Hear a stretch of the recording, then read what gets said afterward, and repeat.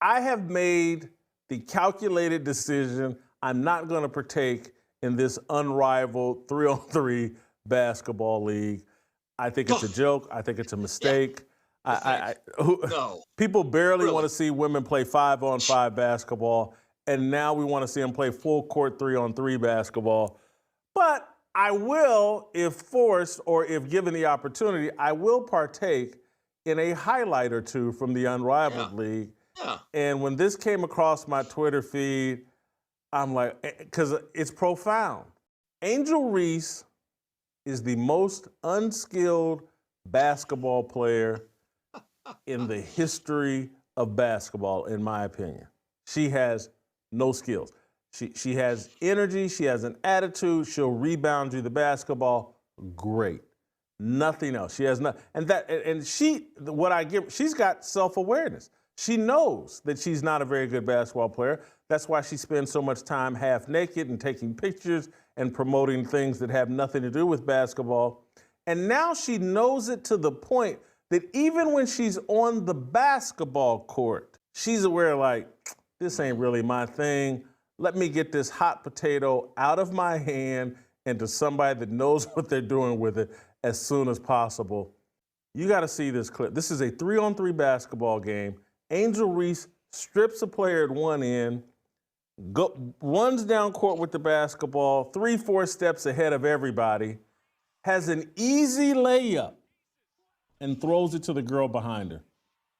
It's unselfish. That's unselfish. Come on. She don't want that smoke, Steve. She wants nothing to do with having to shoot the basketball. And I give her credit. It's self-awareness. Play the clip one more time while Steve's talking. Well, look, every time I see stuff like this, it just shows me Charleston White may have had a point. And, nothing unrivals my disinterest in this league than that.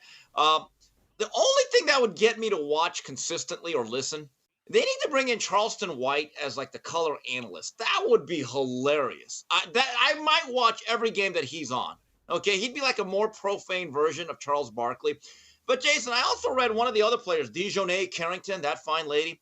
She wore some sweater with the message, and it just got me thinking. Once again, this whole culture of the players, the media, the people that defend it, the players surrounding it, the players that are the coaches, they are the most unlikable culture in all of sports.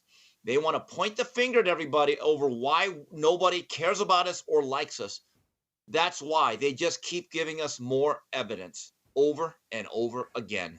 Dejonae Carrington, the young lady that tried to stab Caitlin Clark in the eyes, and who did, is the young lady in the Unrivaled League that wore the F Donald Trump sweatshirt. They allowed it. I can hear people saying, well, hey, the MAGA crowd was wearing F Joe Biden, FJB, but were NBA players, were athletes doing this at games, or were these people over Twitter that were trolling Joe Biden? Dejonae Carrington, out of pocket, out of line. This 3-on-3 deal is stupid and damages the brand of women's basketball. I'm saying this in all seriousness. Angel Reese has self-awareness, and that will be a good thing. If she just wants to be the Dennis Rodman of the WNBA, she can have at it. She can go at it. But let's hopefully end this whole fake double-double deal where they're feeding her the ball at the end of the games and she's getting garbage buckets. Let's leave all that alone. Just be a rebounding machine. Again, who other than Dennis Rodman? Give me another example of a guy that's a rebounding machine. I don't know why I can't. Ben Buck Wallace. Williams. Remember Buck Williams? Ben Wallace. What an insult to Buck. Buck hard-nosed, right. tough four, good player, galvanized the Portland Trailblazers in the late 80s, early 90s. Buck, hold on, just before I get it. Buck, I want to apologize for Whitlock. You were a great player. You had a great career. You were a fine professional. I just want to apologize on behalf of Fearless and Jason Whitlock. Good grief. I will get off. Andre Drummond. Call her Andre Drummond. How about that? All right, that's a good one. That's a good one. That's a good one. Joakim Noah? Is that No, yeah, Noah had a funny looking shot. He had a funny looking shot. Joakim Noah. I don't like it. I do know the logic behind it. I just happen to think Russell Wilson is completely washed. But here's what Completely Pete Carroll washed. thinks. Yeah, the way Where's that thing butter? ended in Pittsburgh, Is and I butter know he here? didn't have the best coaching, didn't have the best coaching there, but I think Russell Wilson is past his expiration date. But here's what Pete Carroll's thinking. The Russell Wilson he had the last 2 or 3 years in Seattle was a Russell Wilson that was full of himself and wouldn't bend to coaching in terms of, hey man, Russell, we know exactly who you are. Do these things. Here's what you're good at. Avoid these things. Pete believes, and probably rightfully so, Russell was full of himself, thought he could do more, and started doing things that really didn't play into his strength. Now Russell Wilson's been humbled, Denver, Pittsburgh, those situations, and Pete believes, hey, now I got Russell Wilson back where I want him. He'll do the things that I know and we know he can do. He'll avoid the things that he can't do.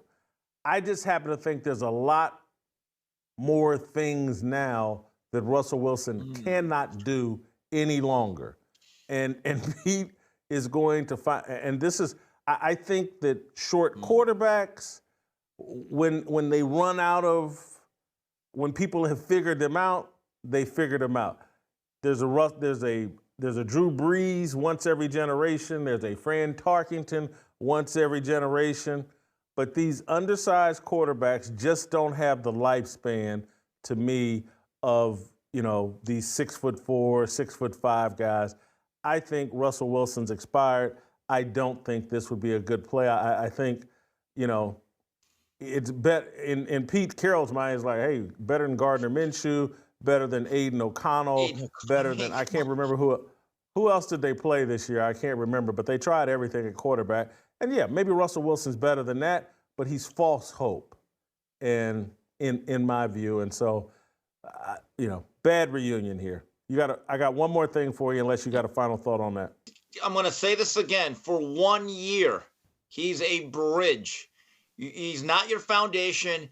He's not your future. Now, again, it'll be interesting to see if the Raiders do anything in terms of the draft, of moving up, making a big move. I don't know how many parts they have. Do you leverage Max Crosby to get into the top 2?